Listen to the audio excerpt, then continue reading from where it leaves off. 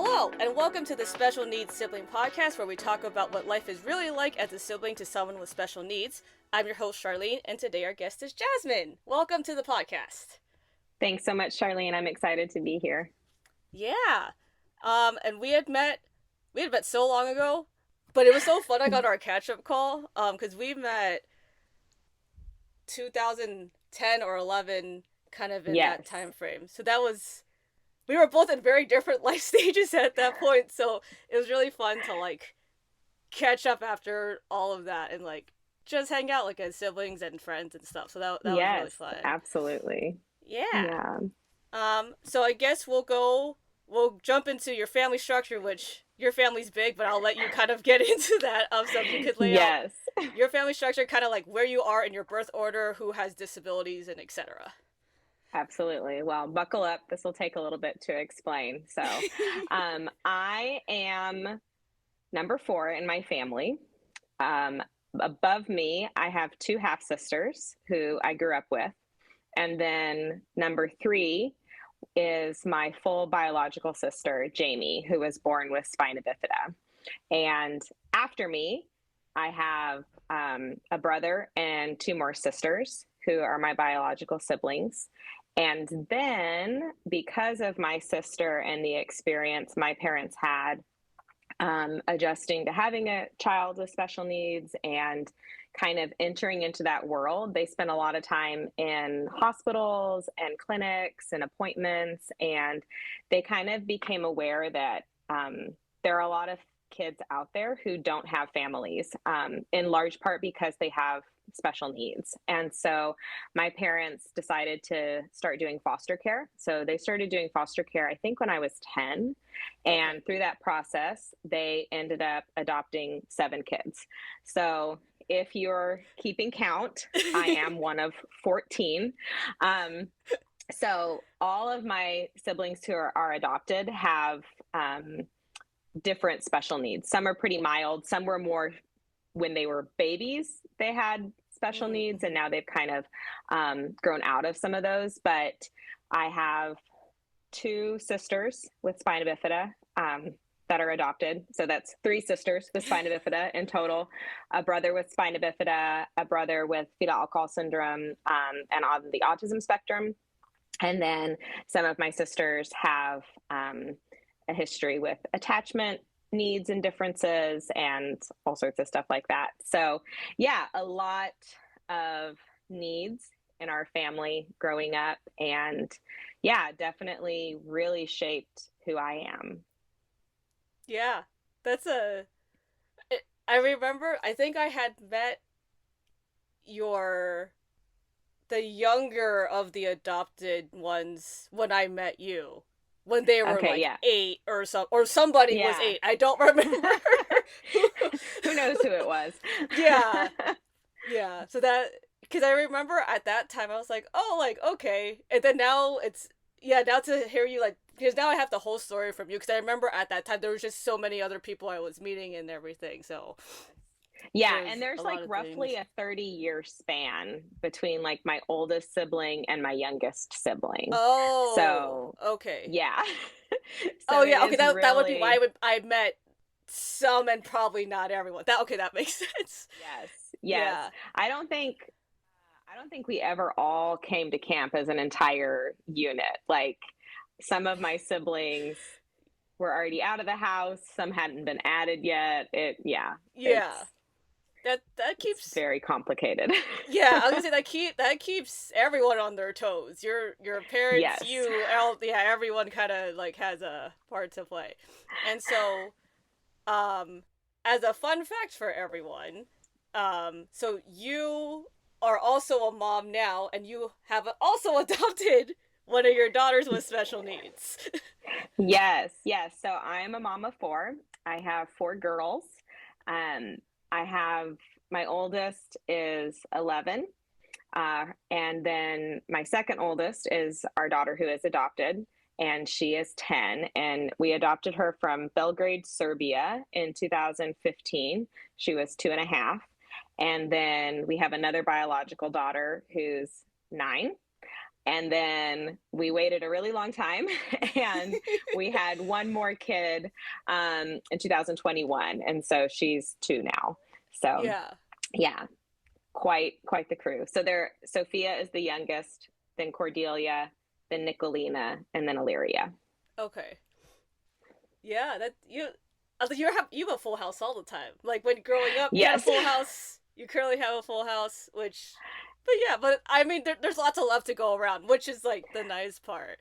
Um, Yeah, yeah. Well, and I mean, it's just been quite the journey for me to go from being a typical sibling to then moving into disability ministry. Like that's my work. I mhm. started volunteering in disability ministry when I was 16 and eventually went on to have a career in that. And so my husband and I, we work in Chiang Mai, Thailand, and we run a couple different disability ministries here. So we have one ministry that gives out wheelchairs and other medical mobility aids all over Thailand and Southeast Asia. We also do trainings in wheelchair technician certification with the Oh, WHO. So that's helping cool. locals. Yeah, we help Yeah. locals become certified in like the basic level of wheelchair fitting. And then we also do camps for families with disabilities. So we run one that's for cross-cultural workers, and then we have Okay. one that is for Thai families. So so I was already working in disability ministry when we got married and we started having kids. Mhm. And we felt really strongly that we really wanted to adopt. That was something that had just been a big part of my story. Yeah. And I'm just acutely aware of the need. Like there are so many kids out there who need a loving family. And particularly kids with disabilities are often overlooked because it sounds really overwhelming Yes. because it can be overwhelming. So we just kind of process and decided that we were ready, we wanted to do this, and we brought our daughter home. But it still was a really big adjustment. Like I tell people all the time, like going from being a sibling of people with disabilities to then Yeah. becoming a mom of somebody with a disability was just a really intense process for me and Mhm. definitely brought up a lot of my feelings and experiences. And I feel like I'm constantly, still even now, just trying to stay acutely aware and curious and to always try to just do better, not only for my Mhm. daughter with a disability, but for my children who are now typical siblings just like me. And so I've been really thankful that I have that experience. I mean, I am by no means perfect, but I do feel like I'm able to just really help my typical kids so much more Mm. because of my experience. Like I feel so equipped to encourage them and to give them voices and to give them Yeah. choices and to make sure that they feel empowered in their role and that they feel supported in their role and that they can just, be siblings. They're not caretakers. Right. They don't have to take on responsibility that's not theirs, while still helping them understand that like we care for our siblings whether they have a disability or they don't, but to kind of Yeah. balance that out and teach them what a um, quote unquote normal level of responsibility is. Yeah, that's such a interesting perspective that you bring to your typical kids, cuz there's going to be things that you very much know that, oh, it's coming from a place of they feel obligated, and not because you're making them at all. It's just they themselves feel the want and the Yeah. need and the like and that feeling is real. But yeah, but Yes. you because you are a sibling, you're very like aware of those feelings versus maybe a parent who's not as aware just because they don't know. Yeah, Yeah. absolutely. And I'm grateful for that. Sometimes I feel like I overthink things too much because I'm Same like, here. okay, I have to do this right. I got to get it perfect. And so even that has been a process of understanding like, yeah, I do come to the table with more experience, but it doesn't mean I have to be perfect. You know, every parent messes up, and you try again, and you try to keep Yeah. growing, and you try to keep working alongside your kids. And so, yeah, it's just a lot of balancing and just trying to, yeah, just have good communication. I mean, I think that's the biggest thing that I Mm-hmm. try to have with my kids is just really good communication and openness where, yeah, they can share if they're worried or scared Yeah. or if they feel burdened, you know, whatever it looks like. And then I'm grateful too for how being a sibling has helped me know how to advocate well for my daughter who does Mm-hmm. have a disability. I mean, I grew up with an entire childhood of like advocacy is such a massive part of the Yeah. disability community. Like we've come so far, but we have so much further to go as far as advocacy. And so, Mm-hmm. yeah, helping to advocate for her and helping her to advocate for herself as well, because it's so important that she have a voice and she be able to communicate her needs and her wants and her Yeah. desires, and to really help her have that has been, yeah, just a journey. Just, I mean, you can spin out sometimes when you're like, well, am I being a good enough mom to this kid and this kid and this kid? And Yeah. am I still getting my work responsibilities done? You know, it's a lot of balance. So, yeah, Yeah. there's That definitely moments of just like, okay, you can also give yourself grace and you can say, like, yeah, I don't have to get it completely perfect.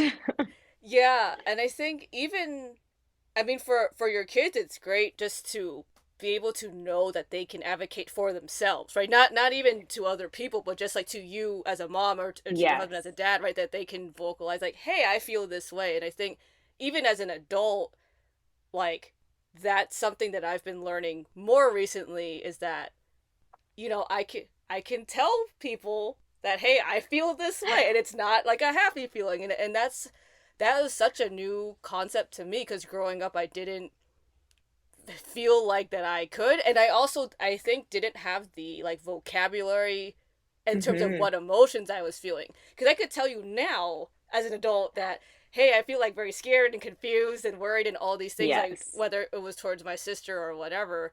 But at that time I had all these feelings, but I didn't know what they were as a Yes. kid. Well, and Yeah. I think that's such an important thing in parenting is sometimes we think, oh, our kids aren't saying anything, so they're probably fine.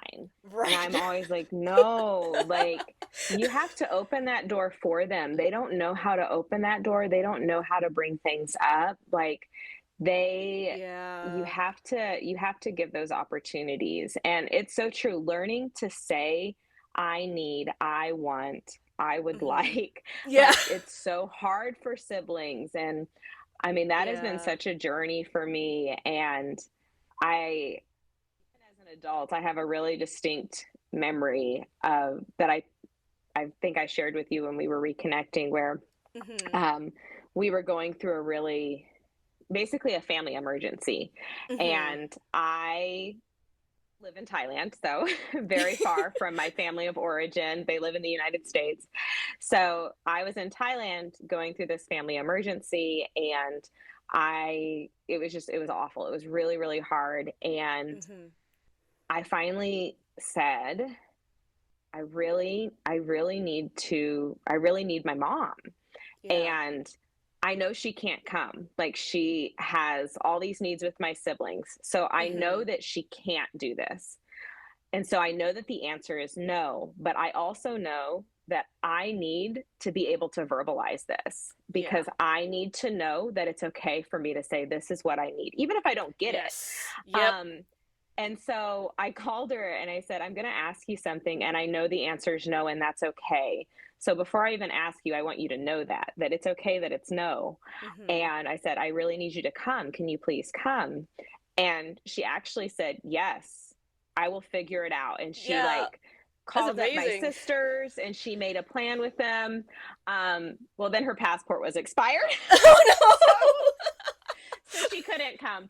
But so much for my mental health and for my just surviving this traumatic event that I was going through, that no. Mm-hmm. being able to know that I voiced my need, I was safe to do it, I was heard, and the answer was yes, even if it was kind of in a way, Yeah, no. It's right, like but my mom still prioritized me. She still said yeah. yes. And such a great exercise for me of like Mhm. retraining myself to go like, sometimes I can have the most needs. It's okay if Yeah. sometimes my needs supersede my siblings' needs. And that's really, really hard for It's so me hard, from but for most siblings. yeah. I'm also a 2 on the Enneagram. I don't know how much you or your listeners are into the Enneagram, Yeah.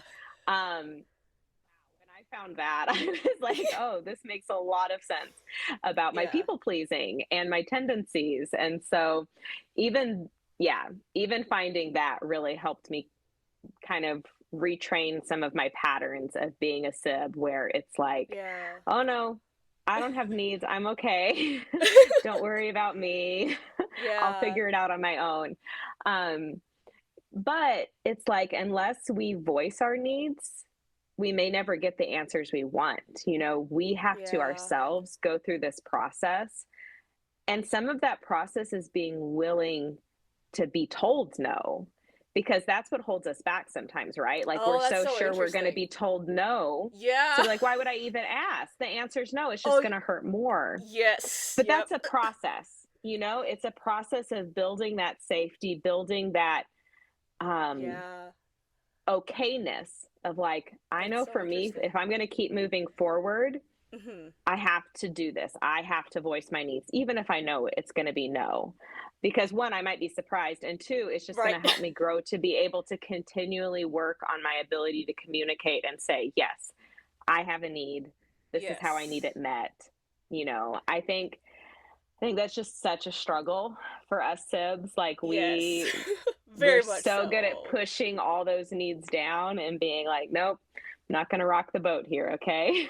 Yeah, or like, or even not realizing that you have those things either. So I identify as a 6 on the Enneagram. And so the thing about me, so safety is a big thing, but also the whole Mm-hmm. idea like I just I see all the worst case scenarios. So it's like, oh, if I want to do something, well, all these things can tell me no, and then I don't feel good about it. So it's like, well, do I want to not feel good not vocalizing it, or do I want to not feel good being told no?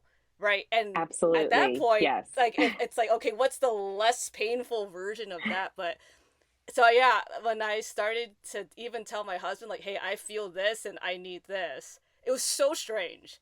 It was so Yes. hard because I'm so used to. Well, I didn't even know that I needed half of the things that I needed.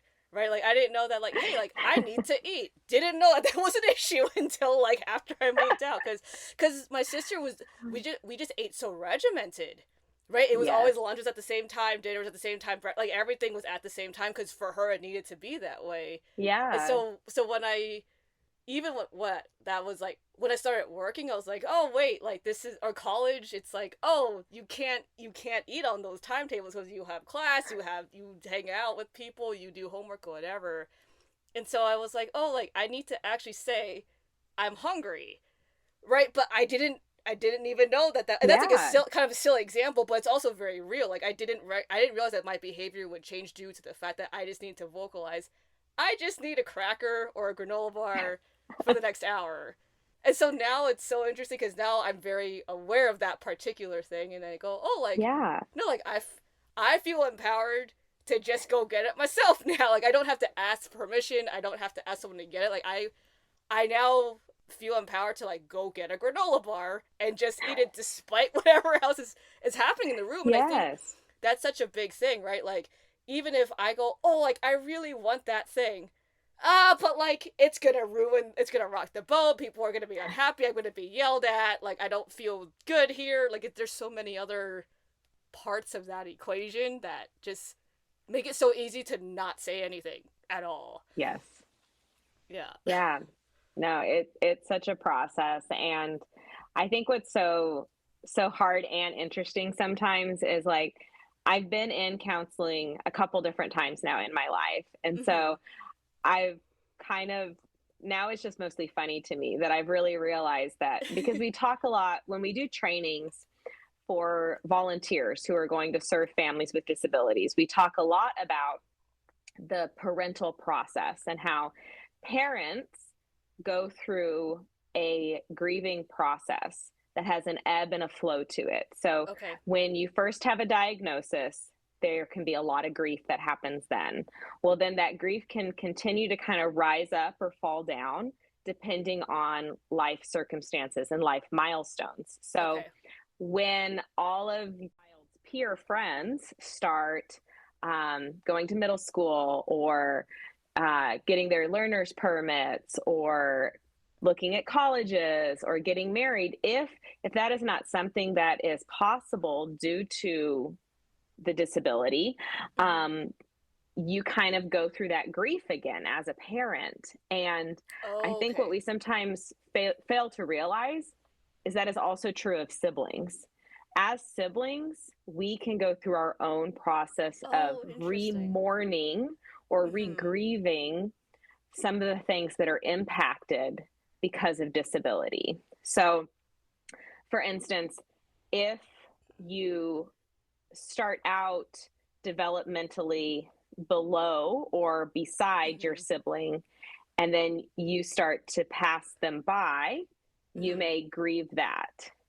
Or when you are planning your wedding and maybe a wedding isn't something that might be attainable for your sibling. And often it might still be attainable. You know, there's so much variance within disability. So, but you might then grieve like, oh, I'm not getting to have this typical experience that I would have with my sibling. Yes. And you have guilt, you have grief. All those feelings might rise up higher to the surface. When you have children, I think this is a really tough one for a lot of sibs that I talk to, where you have your first child and you expect to have a certain type of grandparent. But maybe because of the disabilities or the circumstances or your family dynamic, you are not getting the grandparent that you thought you were going to have for your child. And so you kind of, again, are re-grieving how your life looks different. Also, it can rear its head again as maybe you have a child with a disability and then a lot of those feelings come back. Or as you start to enter into like later life, there's a lot of re-grieving or reprocessing. Okay, what is it going to look like for me to be the caregiver for my sibling or make decisions, or what happens when my parents die and now I'm the person? And I think it's so powerful to note, and I talk about this a lot in my trainings with my volunteers, that the longest lasting relationship for most individuals with a disability is likely to be their sibling, because parents often pass away, you know, but siblings are typically similar age to the individual with a disability. And so siblings really are the longest continuous familial relationship for a person with a disability. And so the importance of, if we're caring for families with disabilities, we need to be focusing also on siblings. They are a core component of a family with disabilities, because often I feel like you see a lot for the individuals with disabilities and you see a lot for parents, but siblings is still kind of that ground we need to be really working on. And so so it's a process, you know, but it's a good reminder to me to stay curious about, what am I feeling? Why am I feeling this? You know, what new part of my experience as a sibling am I processing right now? And then, I mean, I've also now lost two siblings. Two of my siblings have passed away. And so even that is a whole different realm of grieving and processing. It's just, there's a lot there. And I think sometimes we can think, okay, you know, I realized I was struggling. I did a ton of counseling. now I'm well adjusted and I'm Right. fine. Um, and for some people, that's true. It's good to stay aware that you may need to kind of delve back in to counseling or supports, or even just talking openly about Yeah. how your experience is changing as you age, as your sibling ages, as your parents age. It's not a it's not a parked car, you know, like Yeah. it's It'd be gonna so much easier if it was, but it's not. no, no, the car keeps moving and you have to keep servicing it and, you Yeah. know, filling up the tank, all these things. It's a Yeah. continuous process, And which can be it's kind of tiring, but can yeah. also be exciting too, of like, oh, I get to keep staying in touch with what I'm feeling, you know, Yeah. re-examining my thoughts. Um, it's good. It's a Yeah. good process. And it's interesting with the grieving cycle and staying in touch with your feelings, cuz I've noticed that for me, like, there's all these like smaller milestone, not milestones, but smaller like, instances or events that will happen where I feel like it's like a Hmm. smaller cycle of grief, right? Where it's like we're gonna go on vacation, but when I think about vacation, I just think about like how we used to travel, like when we went, or the fact that we like really didn't go, or we only went to certain places, or even like Hmm. I remember like the one of the earlier times when like I would try new restaurants and I was like, wait, like it's so weird because we would never try new food, right? Because it's like if Yes. whatever your sibling likes to eat, you're pretty much gonna commit to eat that until you somehow magically find out they like other food, right? Which Yes. fortunately she does now, but yeah, there's just small instances like that where you can like, or like when you go to an amusement park, you kind of like there's just certain things that go through your mind because then maybe I'll see a kid in a wheelchair and go, oh, then right, then I go to back flashes of like what it was like when I was like with my sister and Yeah. stuff, and it can happen on such a small scale too, where you're Hmm. constantly like, okay, then you ask yourself, okay, what are you feeling, why do you feel this way, like kind of like you have to kind of like tap into yourself, but like counseling is such an important part of that too, which Yes. is I think like I mean it's important for all humans. I think like if they needed to just work through things, but I think as I've just kind of talked to more siblings in general, it's like it's so important because it's like what we talked about earlier. Like we don't vocalize things until Yes. way later, and so it's like we don't know how we feel as little kids, or maybe we do, but we choose not to, or you kind of just you're so concerned with your sibling and your parents that like even if you have it, you're just like, well, it's not as important as like mom and dad are upset or like my sister or brother's upset, and it's like, well, counseling is just in any form, right? Because there's so many like kind of versions of it now, but Yeah. it's so helpful to be able to have someone from the outside tell you like you can have those feelings and it's okay. And I think that was the scariest part was I didn't know that I could feel other things other than happiness, right? That was okay to feel. Yes. Yeah. Yes. Well, and I think even just that freedom and assurance that you can you can deeply, deeply love your sibling and still be like, yeah, that was hard. It was Yes. hard that we couldn't do X, Y, and Z. It was hard that like our parents were preoccupied, you know, and again, there's diversity of experience Yes. and to be able to know like part of counseling is to move through a lot of those like feelings that are harder so that you can continue to grow in your closeness, you know, with your sib or your Mm-hmm. parents or whatever, you know. Um, and again, it's so different for every individual, right? So Yeah. I want to be careful that I know like everybody's experience is so different, but I think yeah, as much as you can integrate and realize that, you know, and I'm fortunate in that I have siblings that have special needs and I have siblings that do not. I have a Right. mix. And Mm-hmm. so I can be aware that like there were things my typical siblings did that I was like that was really annoying or I wish they didn't do that, you know? And so I think Yeah. that can be helpful too because yeah, it can be easy to just be like, you know, if this wasn't part of my life would be so much easier, you Right. know? Yes. I And tell myself by that that can a be, lot.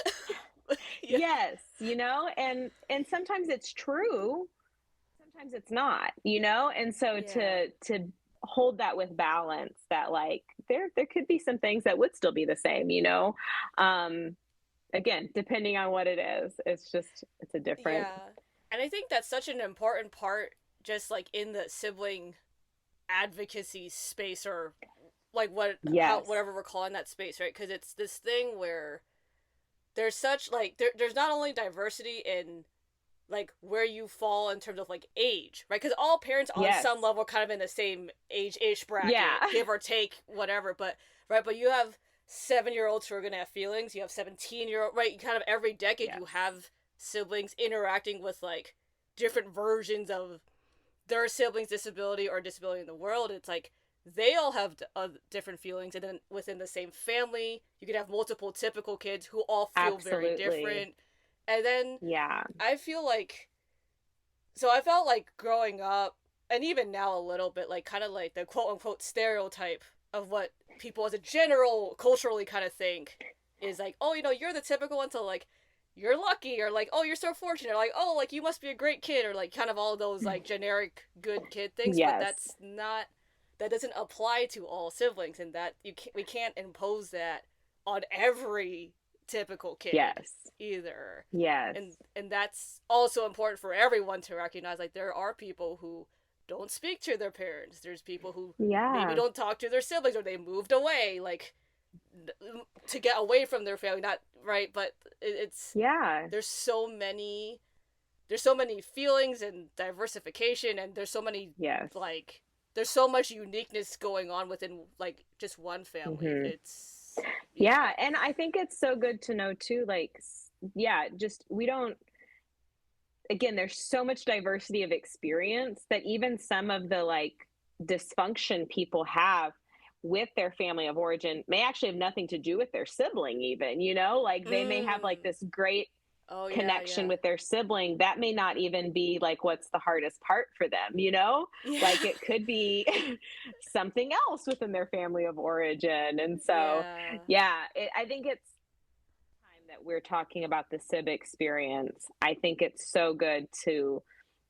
think about like it's different for everyone, and Yeah. to even be respectful that that is their experience, while also again trying to be respectful of the individuals with disabilities too, you know. And it is, Yeah. it's a balance. And I think because I am a sib and a parent and Yeah. somebody working in the field, I do not have a disability, so I try to be very very respectful of, like, you know, I think the front line of advocacy for people with disabilities is people with disabilities. Right.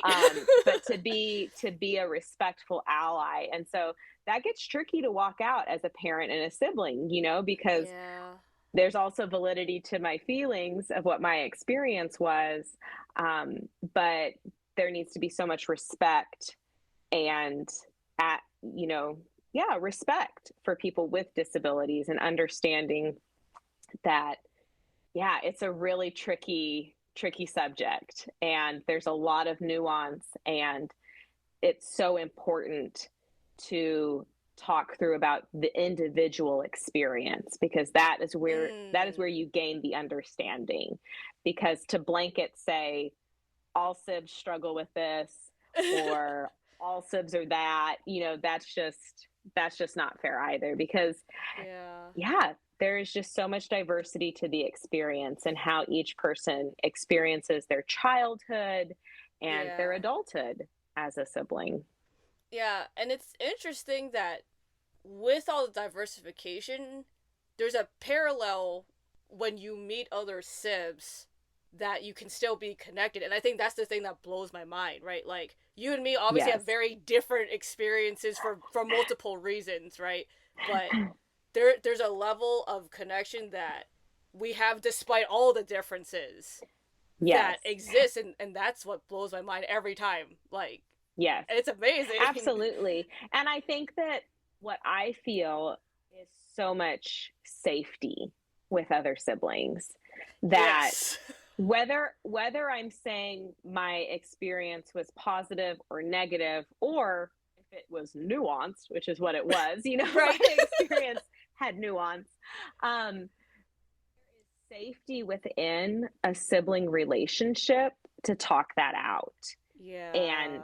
to not feel like, oh, mine was negative, so I want you to say yours was negative, like Yeah, like there. I've never felt the need to like kind of like people please or like change the way I behave, which is so fascinating because when I was in school interacting with like other typical kids in a classroom, I would change my opinion 10 times because I was like, "Oh, I want to fit in, whatever." But I Yes. remember the first time, I think I must have been, oh, I don't know, 18, 20, something like that.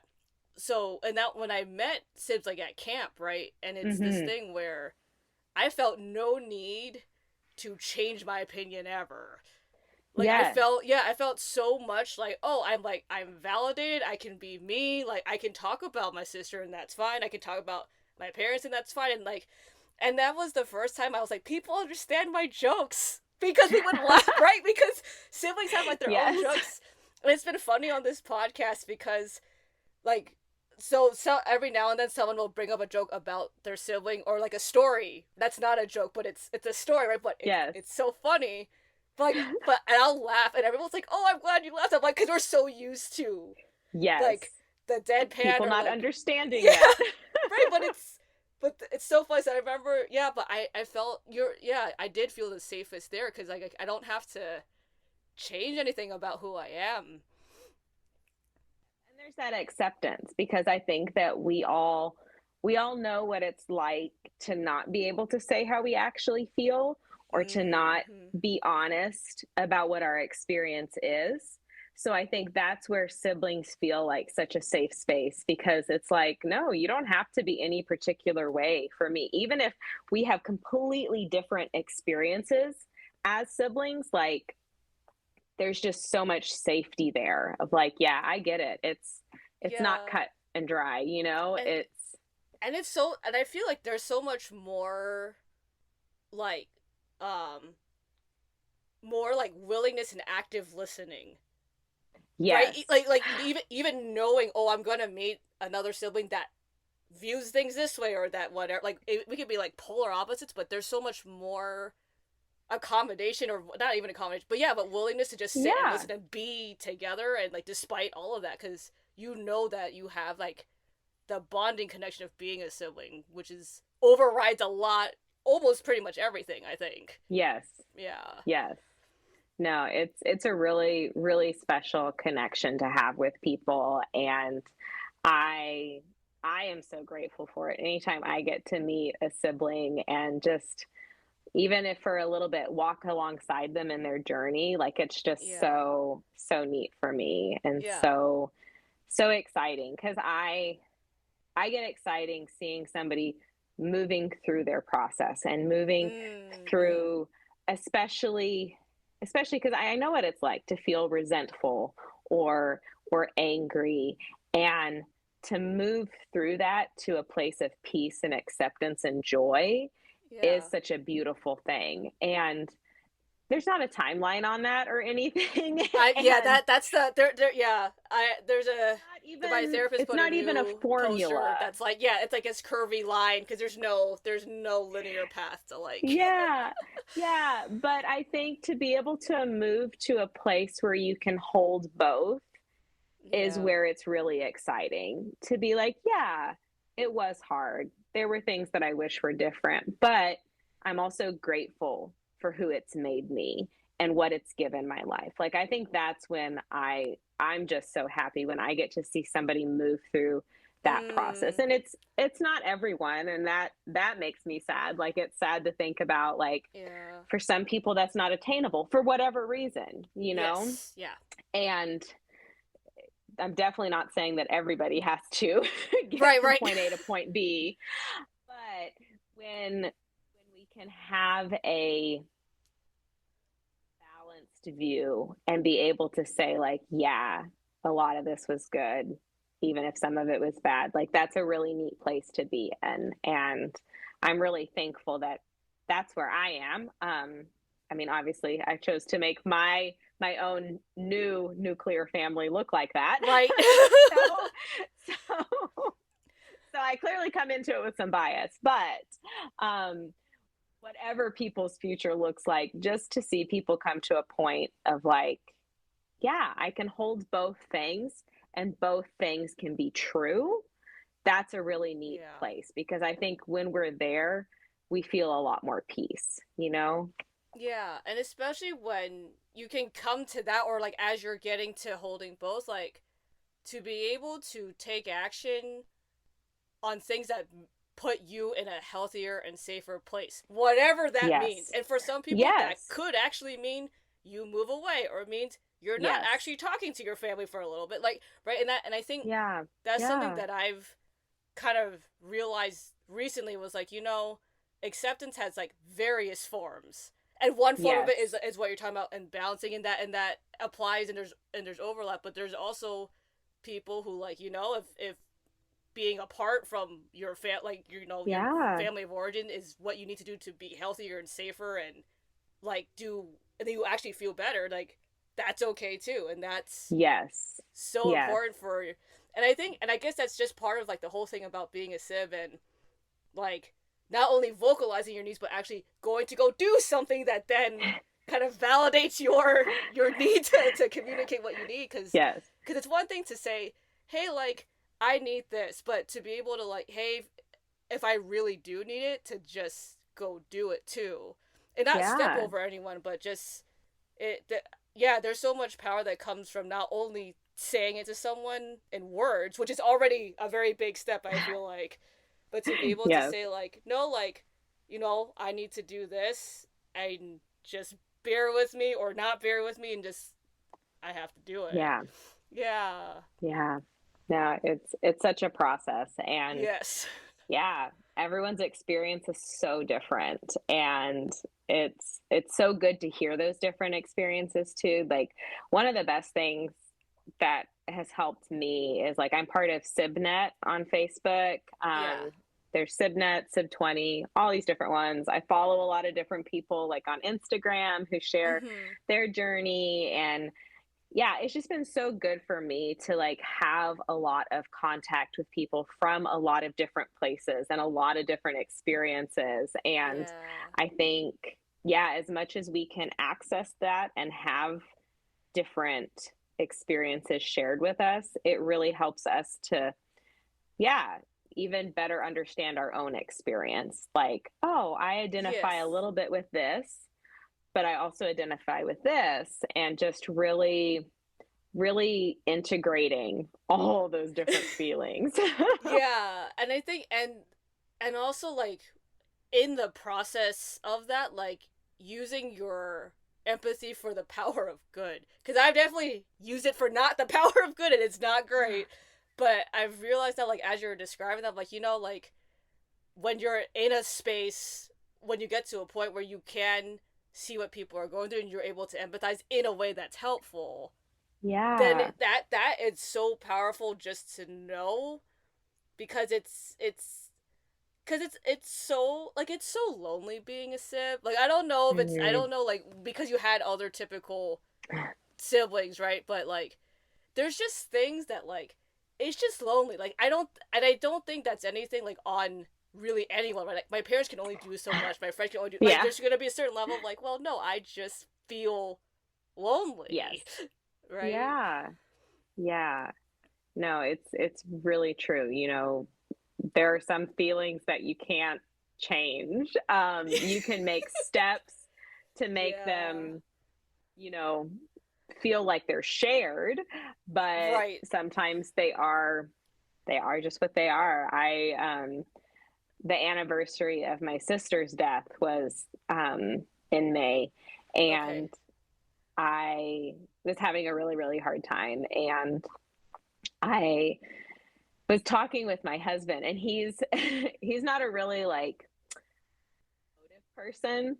He's a very logical person, and so grief is a tricky one for him, and I'm a very emotive person, and so it was good to kind of I finally just said to him, I was like, I really just want to be alone. And I'm not trying to be mean.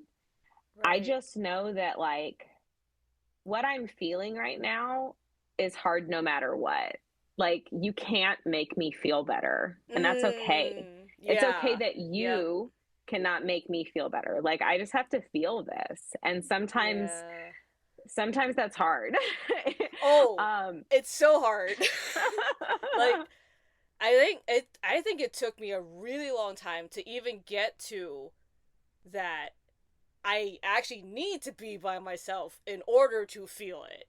Cuz for so long when I was feeling like sad or upset or whatever emotion it was, I would try to fix it with all these other like noise factors, or I would talk to friends or whatever, and then eventually like through counseling and various other things, right? I was like, no, like I really have to just sit by myself and feel it, as and it was so painful. Like I cuz yeah. I don't want to cry about it, like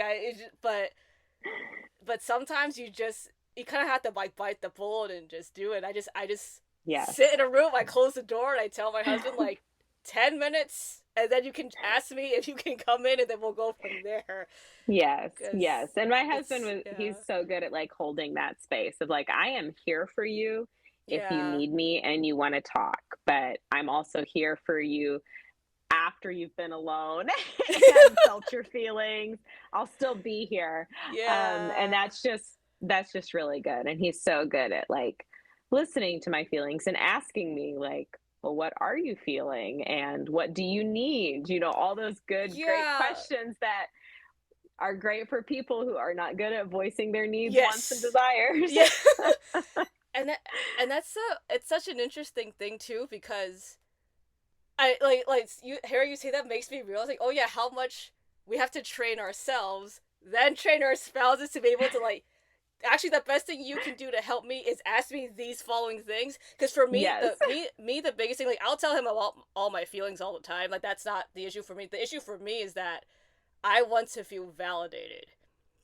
So a very large percent of the time I just say, I just tell him, I just need to, I'm going to say a lot of things, I just need to feel validated, and that's okay to be sad. Like I just need you to say that, and it's fine.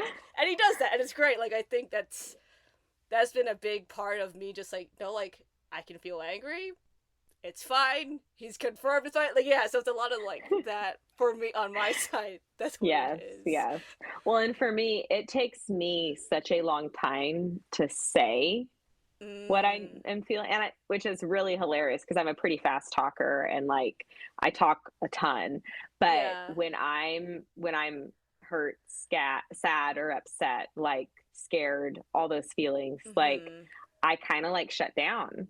And my husband has been so great at just like really sitting in silence, and you know, he'll talk a little bit and then he'll just be silent and wait for me to finally be able to Oh. verbalize what it is I need to say. And so yeah, it's great to have partners that are like supportive and Yeah. willing to like delve into that. Like he's been so great at trying to understand what my experience was, and Yeah. Yeah. you know, because he's also a special needs parent now, he's definitely even more interested than he had previously Oh been. yeah, that's true. So, Cause yeah, yeah, when we met, that was pre any children of that you had. yes. So I have to remember that that was also before. Yeah. So that's So now he yeah. cares a lot more, and he does a great job walking alongside me as we try to, Aw. yeah, love and raise each one of our children, Yeah. using the tools we have and the experiences we've had. And it's kind of neat because so he is a third culture kid. He grew up overseas. He's American, but he grew up in Thailand. And so he is a third culture kid. That's where you come from Okay. one culture, you live in another culture, but you don't fit in either Either culture. So one. you Okay, are got it. actually this third culture that has no place. You're Yes. Yes. just this oddball wherever you go. And so we just joke a lot because in our family of six, Okay. I'm the only non TCK, but also in our family of six, he is the only non typical sibling. Um, Oh, And that's so, so funny. Like, so we kind of joke about that. Although the interesting thing is now, so he's one of four, okay. and nobody in his family, they have some neurodiversity, like he has ADD, but like wouldn't really identify as That's having a disability. You know, there's yeah, lots of that's yeah. varying opinions on that one. Anyways, Yeah. but his when his mom got remarried, her husband, his oldest daughter, has Okay. Down syndrome. So actually, my my husband's stepsister Yeah, has a does have a disability. disability. Yeah. And so now he kind of is a typical sibling, but he didn't. He Yeah, was an adult. She was an adult. They all were adults when this yeah, that's like after he happened. had married you, so it's Yes. you know it's like different. Yeah.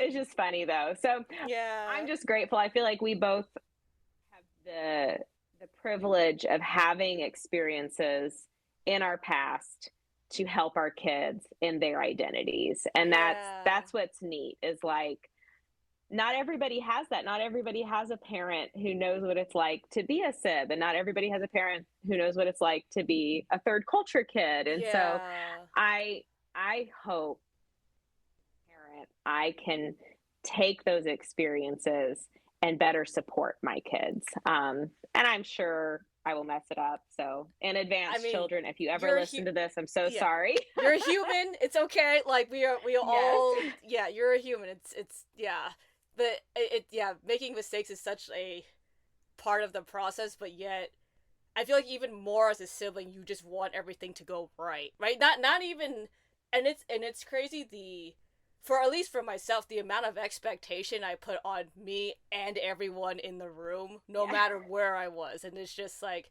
I recognize now as an adult, I was like, okay, that was a little extreme, like that wasn't necessary, but it's so hard to kind of like what is it like deconstruct it from my Yes. brain because I spent so many Yeah. years like, well, all these bad things are going to happen and we need to do these things, and it's you spend so much energy and time kind of creating spaces or environments or being environments where you want everything to function a certain way, whether that's perfect or not, and then you as a sib you become an adult and then you live apart from your sib, or right, or you don't, or you just become adults even if you're in the same household. And it's just it changes because they change, we Yeah. change, and when they change it's like, oh, I guess we're not eating pizza anymore because you decided, right, like it's just there's just weird stuff like that. We're like, oh, I guess you also have an opinion that does matter, but yeah, like we both do, right? And that's what's crazy. Yes. It's like, okay, who are we fighting for, like you or me or both? And that's tough as a Yeah. parent, like in the household. It's just a hard thing to Yes. have in a household. Yeah. No, it's so complicated. There are so many things. I guess before our closing question, is there anything else that you wanted to hit on that we didn't, that you would to want to make sure that you Oh. talk about? Um, I can't think of anything. Okay, I think we hit most of the things that we had talked about like before that you did Yeah. want to hit. So I think that gets us covered.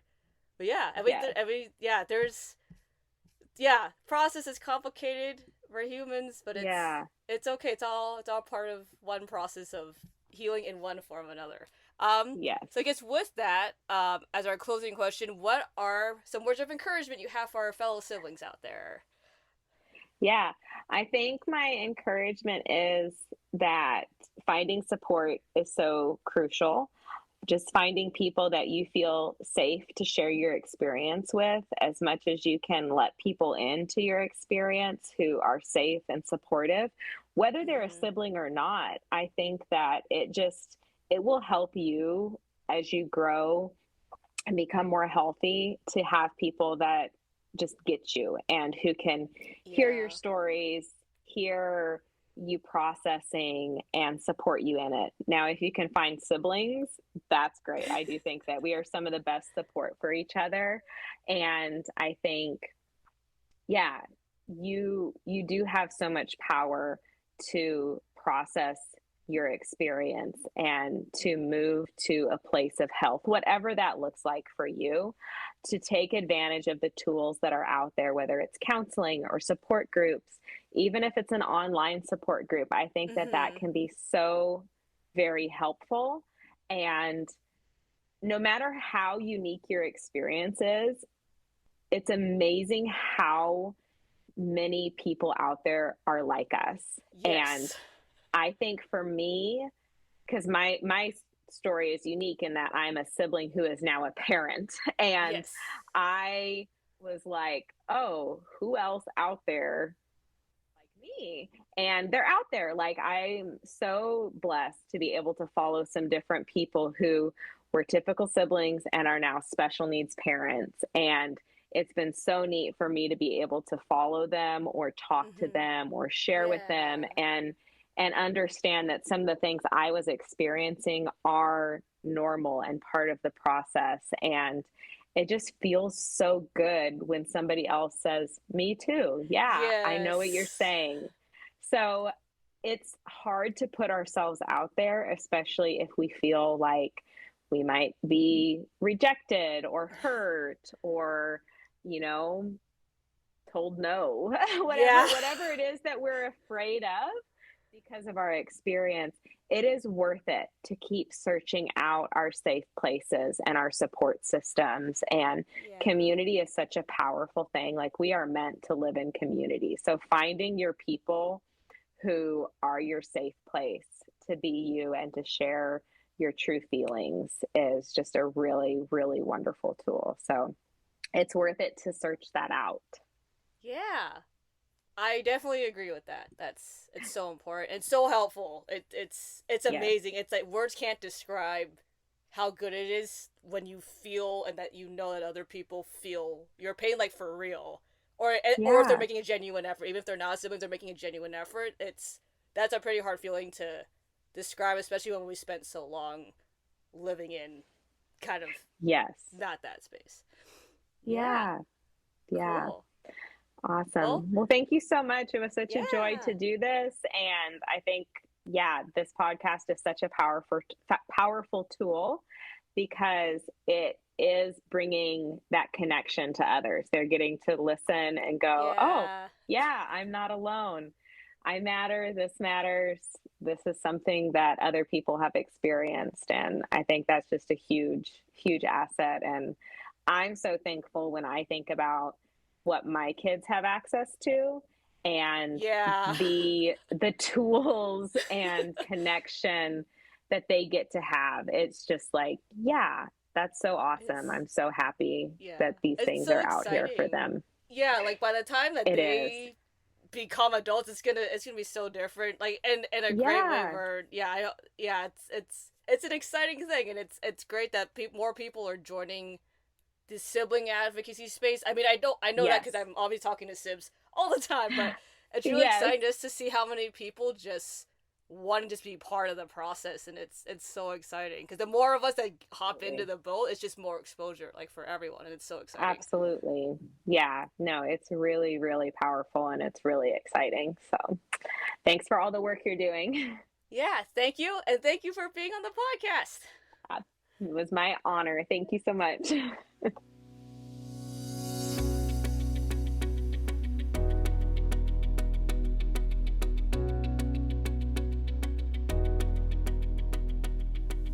Thanks for listening to this episode of the Special Needs Sibling Podcast.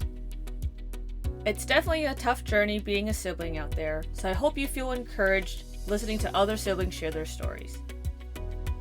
Here's a couple of ways you can support the podcast.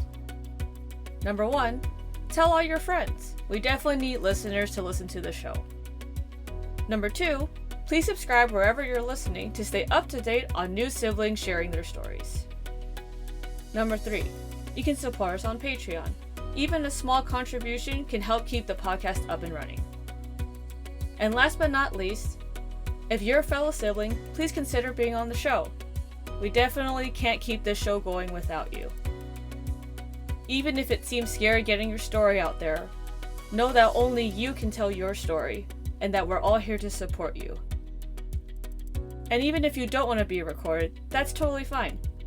I'd be more than happy to chat offline with any of you out there who want to continue to build this community of special needs siblings.